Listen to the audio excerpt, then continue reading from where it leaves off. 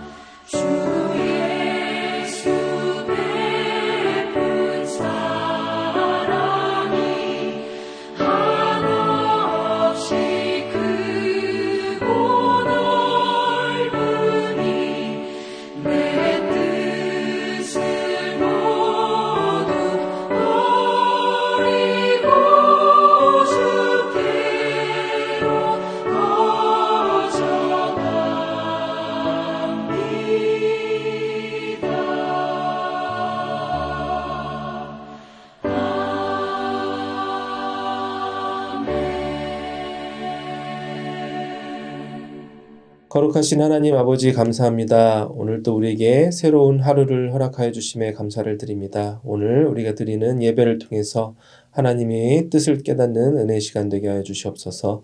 특별히 5월 한 달 동안 우리 가정을 위해서 기도하고 있습니다. 우리 가족 모두가 가족 구성원 모두 하나하나 우리 자신을 부인하고 예수님의 십자가 복음을 따르는 삶을 살아가게 하여 주시옵소서.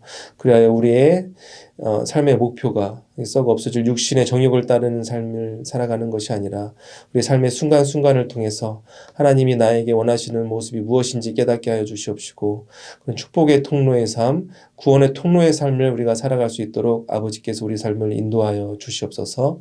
오늘도 다시 호세의 말씀을 듣습니다.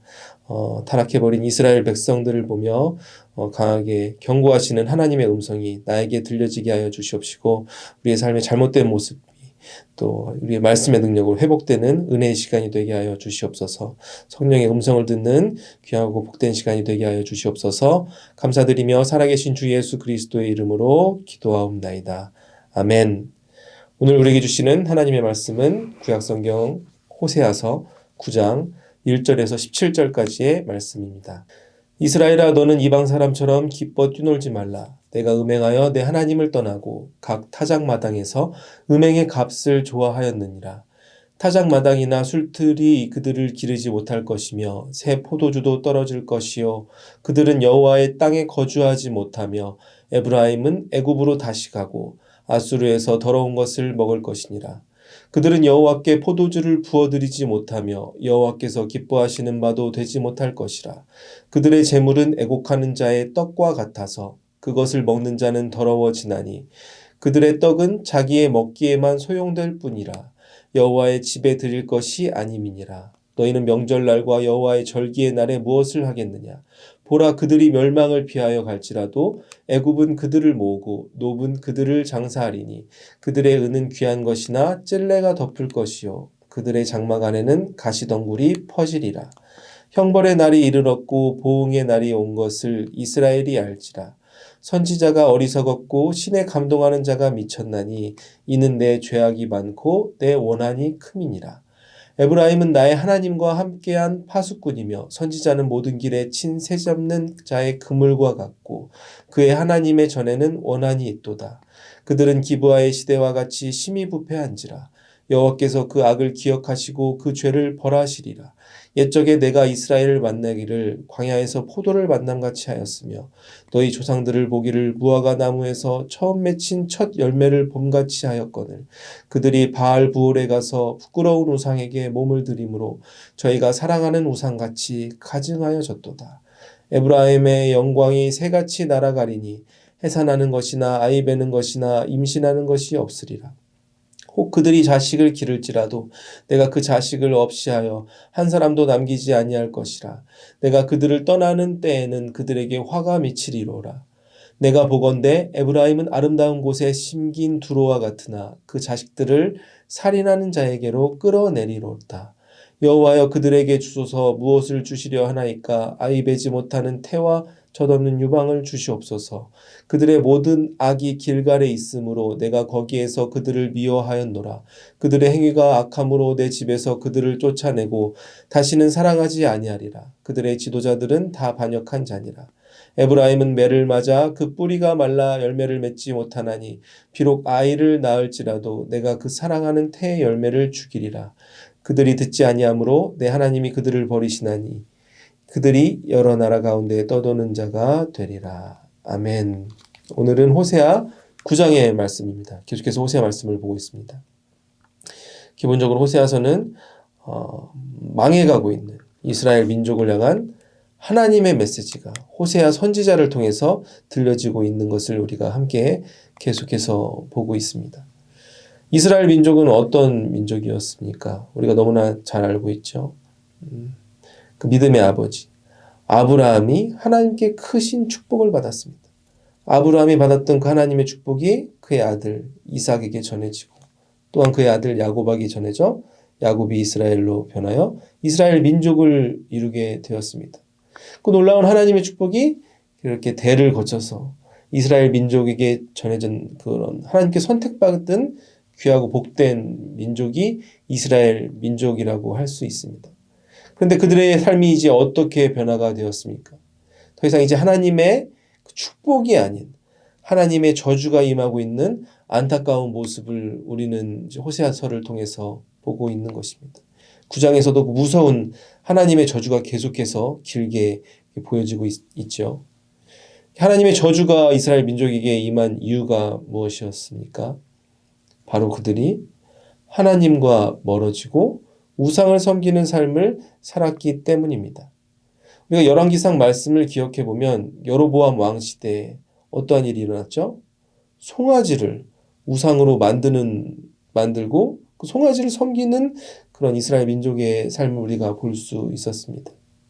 송아지는 하나님께서 인간을 위해 지으신 창조물인데 그 창조물을 섬기는 그러한 안타까운 모습으로 변한 이스라엘 민족의 삶을 우리가 구약성경 안에서 찾아볼 수 있는 것입니다. 우리의 인생에서도 우리의 삶에 필요한 것들, 하나님께 채워주시는 것들이 있습니다. 뭐 돈이 있고 직업이 있고 우리의 뭐 가정이 있고 여러 가지 삶에 필요한 것들이 있습니다. 근데 그러한 것들을 우리는 때로는 우상처럼 섬기며 살아갈 때가 있는 것입니다. 성경을 보시면 이스라엘 민족이 결국 이런 삶에 필요한 것들을 우상처럼 섬기다가 결국 자신의 자식들까지 그 우상에게 제물로 바치는 그런 비극적인 결말을 맞이했다는 것을 우리가 성경 안에서 볼 수 있는 것입니다. 그래 하나님이 주셨던 그 모든 축복들은 사라지고 우상을 섬기며 나라와 민족 전체가 썩어가는 그런 안타까운 그 비극적인 결과를 맞이하게 된 것입니다. 이 어렵고 힘든 상황 속에서도 하나님께서는 이스라엘 민족을 버리지 않으시고 호세아 선지자를 부르셔서 호세아 선지자를 통해 그들에게 메시지를 전해주고 있는 모습이 호세아서라고 우리는 볼 수 있는 것입니다. 오늘 9장 1절 말씀 하나님의 음성은 계속해서 이어집니다. 1절 말씀 다시 한번 함께 같이 읽어보시겠습니다. 이스라엘아 너는 이방 사람처럼 기뻐 뛰놀지 말라. 내가 음행하여 내 하나님을 떠나고 각 타작마당에서 음행의 값을 좋아하였느니라. 아멘. 하나님의 명령이죠. 이스라엘아. 하나님께서 무엇을 말씀하십니까? 너는 이방 사람처럼 기뻐 뛰놀지 말라 명령하고 계십니다. 너희들은 이제 기뻐하며 뛰놀지 말라. 기뻐하라가 아니라 기뻐하지 말라라고 명령하고 계시는 것입니다. 우리도 이제 삶에서 세상을 살아가면서 기쁨을 느끼는 순간들이 있습니다. 예를 들면 직장인들은 어떤 순간이 기쁠까요? 직장 다니시는 분들은 월급 나오는 날이 기쁘겠죠? 학생들은 뭐 방학하는 순간이 곧 있으면 이제 방학이 찾아오니까 굉장히 기쁠 것입니다. 네. 예를 들면 학교를 졸업하는 순간이라든가 삶에서 기쁨을 느끼는 순간들이 우리도 있죠. 그럼 구약 성경 당시 이스라엘 민족에게 기뻐하는 순간이 언제였는지 우리가 되돌아보면 그들은 추수의 시간을 기뻐했다 그럽니다. 이제 곡식이 막 익어가지고 이제 그들의 이제 먹을 이제 그런 식량들을 거두는 그런 추수의 시간이 굉장히 기뻐하는 순간이었다고 합니다. 그런데 하나님께서는 말씀하십니다. 이러한 추수의 시간에 너희들은 기뻐할 자격이 없다. 기뻐하지 말라라고 하나님께서는 명령하고 계시는 것입니다. 그 이유를 무엇이라고 말씀하고 계십니까? 내가 음행하여 내 하나님을 떠났고 네가 음행하여서 하나님을 떠났기 때문에 너희들은 이제 너희들이 삶에서 기뻐할 자격이 없다라고 하나님께서는 말씀하고 계신 것입니다. 호세아서를 보시면 계속해서 반복되어 나오는 표현이 있죠. 음행이라는 표현이 나옵니다. 어제 8장에서도 나왔는데 음행은 뭐 문자 그대로 이해하면 정조를 지키지 못하고 성적으로 타락하는 것을 의미하지만 구약 성경 안에서 특별히 성경 안에서 하나님께서 음행이라는 단어를 사용하실 때는 영적인 음행을 말씀하고 계신 것입니다. 우리 마음 가운데 하나님이 아닌 다른 것을 더욱 사랑하는 것을 음행이라고 하나님께서는 경고하고 계신 것입니다. 나의 남편이 아닌 나의 부인이 아닌 다른 배우자 다른 사람을 더욱 사랑하는 것이 음행이라고 볼 수 있습니다. 전에는 그 추수의 시간에 이스라엘 민족은 하나님께 감사하던 삶을 살았습니다. 그런데 그들의 삶이 이제는 어떻게 변화되었습니까? 그 추수의 기쁜 시간에 하나님께 감사하며 하나님께 제물을 드리는 삶이 아니라 우상에게 감사하는 삶을 살아가게 되었기 때문입니다. 1절 후반부 보시면 하나님께서는 또한 이렇게 계속해서 말씀하십니다. 타작마당에서 음행의 값을 좋아하였다. 타작마당은 추수하는 공간을 의미합니다. 음행의 값은 무엇입니까? 음행, 영적 음행이죠. 우상을 섬기는 삶의 결과. 그들이 추수할 때 이제 더 이상 하나님이 아닌 우상을 찾는 삶을 살았다. 하나님께서는 말씀하고 계시는 것입니다. 하나님께서 우리의 삶에 허락하신 수많은 축복들이 있습니다. 각 개인마다 우리가 다른 사람에게 이야기할 수 없는 나만이 알고 있는 하나님이 주신 그 수많은 축복들이 있을 줄 압니다. 나의 삶 속에 역사하셨던 하나님, 나의 가정에 주신 하나님의 축복, 나의 자녀들에게 주신 하나님의 축복, 나의 사업체에 주신 축복이라든지 여러 가지 수많은 축복들이 있습니다. 그러한 축복들을 우리가 어떻게 받을 수 있었습니까? 내가 잘해서 만들어내는 것이 아님을 우리가 기억해야 되는 것입니다. 하나님께서 우리에게 주신 축복을 잘못 사용하게 되어 이스라엘 민족과 같이 우상을 쫓는 삶이 된다면 하나님이 주신 그 축복이 복이 아니라 나의 삶이 타락으로 영적 음행으로 나아가는 오히려 저주의 원인이 될 수 있다는 것을 우리가 기억하며 살아가야 되는 것입니다. 하나님이 나에게 주신 물질의 축복이 물질이 나의 우상이 되어 살아간다면 하나님께서 나에게 자녀를 주시고 자녀의 축복을 허락하셨지만 자녀들이 나의 우상이 되어 살아간다면 하나님보다 더욱 그것들을 더욱 사랑하게 되면 그것이 곧 우상이고 영적 음행인 것을 우리가 깨달아야 되는 것입니다. 이스라엘 민족이 이제 그들이 감사하는 대상이 하나님이 아닌 우상이 되었다는 것을 하나님께서는 강하게 경고하시며 이제 그들에게 저주가 내릴 것이라고 호세아 선지자를 통해서 하나님께서는 강하게 경고하고 계시는 것입니다. 즉 그들이 받았던 삶의 축복을 하나님께 감사하지 못하고 살아가게 되면 하나님의 분노가 하나님의 저주가 임한다는 것을 우리가 성경을 통해서 발견할 수 있는 것입니다. 이스라엘 민족을 구원해 주신 하나님의 이유와 목적이 무엇이었습니까?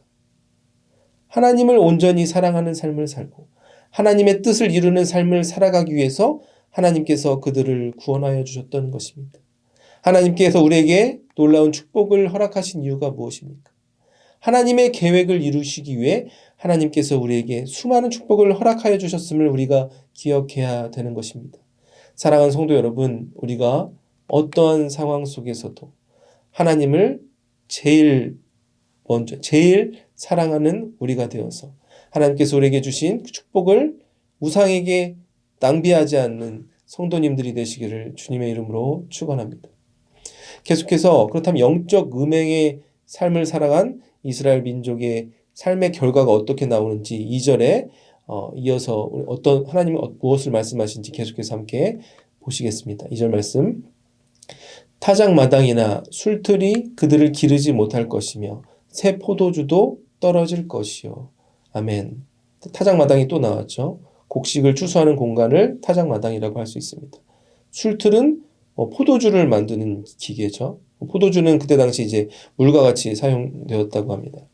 그리하여 추수를 위한 공간, 추수의 시간에 필요한 모든 기계 같은 것들이 이제는 더 이상 모두 쓸모없게 될 것이다. 하나님께서는 예언하고 계신 것입니다. 쉽게 이해하면 하나님이 주셨던 그 수많은 축복들 이제는 모두 사라지게 될 것이다 라고 하나님께서는 경고하고 계신 것입니다. 너희들이 이제 추수의 시간에 기뻐하며 뛰노는 삶이 아니라 너희 삶에 채워졌던 모든 것들이 사라지는 그런 아픔을 경험하게 될 것이다. 하나님께서는 말씀하고 계신 것입니다. 이거 쉽게 이해하면 이렇게 볼 수 있죠. 우리가 자녀들을 키울 때 자녀들이 착하게 잘 자라면 우리가 그들에게 필요한 것을 주죠. 용돈을 줄 수 있습니다. 그런데 그 자녀들이 그 부모님이 주신 그 용돈을 제대로 사용하지 못하고 그 돈을 가지고 막 게임방 다니고 술을 먹고 막 도박을 하게 되면 그 부모님이 주신 그 용돈이 그들의 삶에 그 복이 아니라 그들의 삶에 독으로 작용할 수 있다는 것을 우리가 삶에서 경험할 수 있지 않습니까? 이스라엘 민족을 향한 하나님의 저주도 마찬가지입니다. 하나님께서 그들을 버리신 것이 아니라 그들의 삶을 회복하기 위해서 다시 하나님을 바라보는 삶을 살아가기 위해서 하나님께서 그들에게 강하게 말씀하신 것이 하나님의 저주라는 것을 우리가 성경 안에서 발견할 수 있는 것입니다. 즉 이스라엘 민족을 회개하게 하시는 하나님의 계획이 이 안에 담겨져 있는 것입니다. 그러한 하나님의 마음은 어떠하였을까요? 이스라엘 민족에게 축복이 아닌 저주를 내리시는 하나님의 마음이 어떤지를 우리가 10절 말씀을 통해서 확인할 수 있습니다. 10절 말씀 다시 한번 함께 같이 읽어보시겠습니다. 옛적에 내가 이스라엘을 만나기를 광야에서 포도를 만남같이 하였으며 너희 조상들을 보기를 무화과 나무에서 처음 맺힌 첫 열매를 봄같이 하였거늘 그들이 바알부올에 가서 부끄러운 우상에게 몸을 들이므로 저희가 사랑하는 우상같이 가증하여졌도다. 아멘. 하나님께서 말씀하시죠. 옛적에 과거의 일을 회상하시는 하나님의 모습입니다. 옛적에 이스라엘 민족을 하나님이 어떻게 여기셨다고 하였습니까? 비유로 말씀하십니다. 광야에 포도같이 내가 이스라엘 민족을 생각하였다. 광야는 사막이죠. 사막에서 싱싱한 그 포도를 만나면 생명과 같은 기쁨을 얻을 수 있는 것입니다. 하나님께서는 이스라엘 민족을 바라보며 큰 기쁨을 얻었다라고 하나님께서는 옛적을 회상하시며 말씀하고 계신 것입니다. 또한 이어서 계속해서 예전의 시간을 추억하며 그들의 조상들을 만났을 때 어떠한 마음을 가졌는지 하나님께서는 이렇게 표현하십니다. 마치 무화과 나무의 첫 열매와 같았다. 즉 하나님께 큰 기쁨을 주었던 이스라엘 민족의 그런 시간들을 추억하고 계시는 그런 하나님의 마음을 우리가 10절에서 발견할 수 있는 것입니다. 그런데 그들에게 큰 기쁨을 주었던 하나님에게 이제 하나님에게 이제 더 이상 기쁨을 주지 못하고 하나님의 마음을 아프게 하여 하나님의 저주가 임하는 이유에 대해서 10절에서 하나님께서는 어떻게 말씀하고 계십니까? 바로 그들이 우상에게 몸을 들여 가증하게 되었기 때문이다라고 말씀하고 계신 것입니다. 현대를 살아가는 우리, 특별히 그 미국 안에서의 미국의 모습을 보면 어떤 생각을 우리는 요즘 할 수 있습니까? 더 이상 미국이 하나님을 섬기는 민족이 맞나라는 그러한 질문과 의심을 우리가 들 정도로 안타까운 모습으로 타락한 그런 미국의 모습을 우리가 볼 수 있습니다. 미국이 어떻게 세워진 나라입니까? 하나님을 향한 순수한 믿음을 지키기 위해 청교도들이 먼 곳을 바다를 건너 세워진 나라가 미국이라고 할 수 있습니다. 그런데 지금 현대 미국의 모습은 어떻습니까? 마치 소돔과 고모라와 시대, 하나님께서 저렇게 경고하셨던 기브아의 시대와 같다고 우리는 볼 수 있습니다. 하나님이 주셨던 그 모든 축복들은 사라져버리고 세계 곳곳에 선교사들을 보내고 복음을 전했던 수많았던 교회들이 무너지고 있는 그런 안타까운 모습 속에서 우리가 현재 살아가고 있는 것입니다. 이러한 시대에 하나님께서 우리에게 말씀하고 계신 것입니다. 하나님의 기쁨이 되었던 그 순간을 다시 한번 기억해라. 광야의 포도와 같고 무화과 나무의 첫 열매와 같았던 너희들의 모습을 예전 모습을 기억하며 다시 하나님께로 돌아오라. 하나님께서는 지금 이 순간 우리에게 말씀하고 계신 것입니다. 하나님께서 우리에게 주셨던 그 축복을 우상을 위해 바치는 삶이 아니라 다시 한번 하나님 앞에 돌이켜 하나님의 뜻을 이루는 삶을 살아가라. 하나님께서는 말씀을 통해 오늘 우리에게 하나님의 음성을 전해주고 계신 것입니다. 오늘 말씀을 정리하겠습니다. 하나님께서 이스라엘 민족의 축복을 전해주시고 수많은 복을 허락하여 주셨지만 그들의 축복이 모두 사라진 이유가 무엇이었습니까? 그들이 하나님에게서 멀어지고 우상을 섬기는 삶을 살아갔기 때문입니다.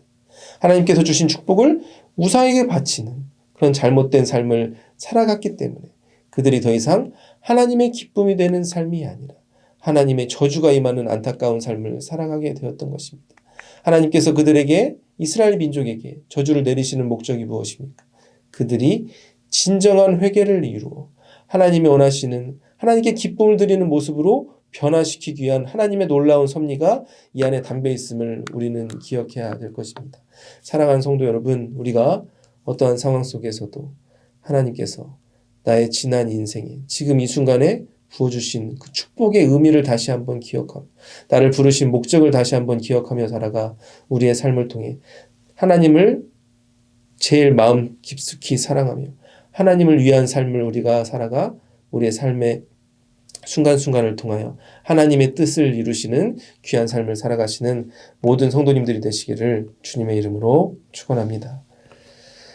거룩하신 하나님 아버지, 오늘 또 우리에게 호세아 선지서의 말씀을 통하여 이렇게 강하게 경고하신 하나님의 그런 음성을 또 우리에게 들려주시고 깨닫게 하여 주시니 감사를 드립니다.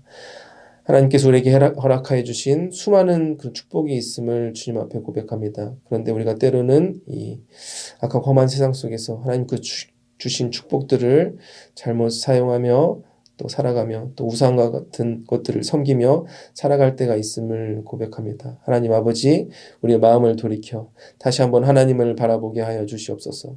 나약한 우리의 마음이 다시 한번 그런 사탄 마귀에 무너지지 않고 우상을 쫓는 삶이 아니라 날마다 우리에게 주시는 하나님의 음성에 귀를 기울이고 우리 안에 계시는 성령의 음성에 귀를 기울이고 살아가 우리의 삶을 통하여 하나님의 뜻이 이루어지는 귀한 그런 축복의 통로의 삶을 살아가게 하여 주시옵소서.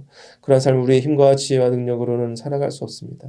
하나님 약해질 때마다 우리의 마음을 붙들어 주시옵시고 다시 한번 이 세상이 아닌 천국을 바라보며 천국의 소망을 향해 날마다 달려갈 수 있는 우리 모두가 되게 하여 주시옵소서. 그래야 우리의 삶을 통해 복음이 전해지는 귀한 구원의 통로의 삶을 또한 살아갈 수 있는 우리 모두가 되게 하여 주시옵소서. 이 모든 것에 감사드리며 살아계신 주 예수 그리스도의 이름으로 기도하옵나이다. 아멘. 계속해서 중보 기도 제목을 위해서 개인의 기도 제목을 위해서 기도하시겠습니다.